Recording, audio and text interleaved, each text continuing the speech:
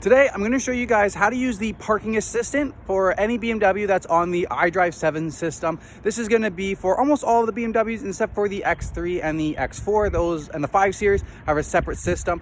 This one's going to be for your 3 Series, your 4 Series, your 8 Series, your X5, and your X6. And this is how you use the automated parking and backup assistant. So part of your parking assistant package is the surround view camera system. So you're going to get a camera on the mirror, and you're going to get an extra camera on the front, and that's how you know if you have this system. Basically, if you have the 360 camera, you have the parking assistant. On the inside of the car, you know you have this feature when you have this small button right here. One thing you got to make sure is that you have your seatbelt on, or else the system won't activate. So the first one I'm going to show you guys is the reverse parking, and then we'll do parallel parking. So when you reverse parking, all you got to do, make sure you're ready to find a spot. When you're ready to go find a parking spot, all you do is come down here, click this P button, and it's going to look like this on your dash. You should have a check mark there for automated parking, and now you know your car is sending out signals to either side of the car to find a parking spot. And we're just going to drive along. All you got to do is just drive along the row of cars like you normally would. Once you go past the parking spot, it's going to pop up, boom, right there.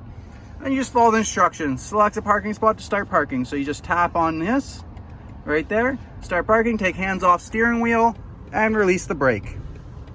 You got some LED lights here, and then boom, you can watch the camera work, watch the steering wheel work, and do it for you.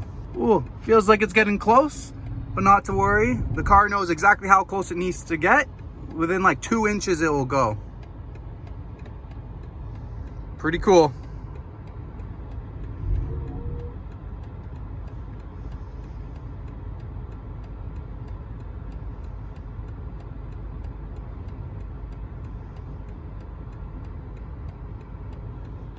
Once it comes to a complete stop, boom, puts it in park for you and engages the parking brake. You're ready to hop out of your vehicle. Even gives you a wingspan of how close you are to hitting something over here.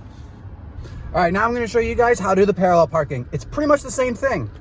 So when you're ready to find your parking spot, once again, press the P button for the park distance control, and we're going to go forward. Now, if the cars on the left-hand side here were parked like normal, and then you get this box right here. Now this is telling you you can either reverse park or parallel park, depending on which way your box is located.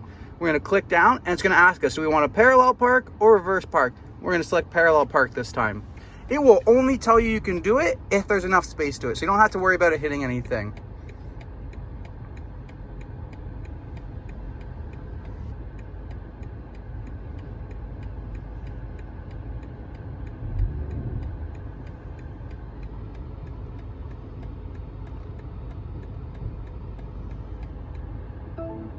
Vehicle is secured, once again, goes into park, and parking brake is engaged. And here we have it, we're parallel parked. So that's how you use the reverse parking and the parallel self-parking feature. Next thing I'm going to show you guys is the backup assistant. So we're driving along, and let's say that this gate is now closed, and we want to back up the way we came, but we don't feel confident because it could be like a really tight alley. So we're going to make the car do it itself. So once again, hit the park distance control button. Just tap backup assistant this time to engage, throw it in reverse, and then away we go.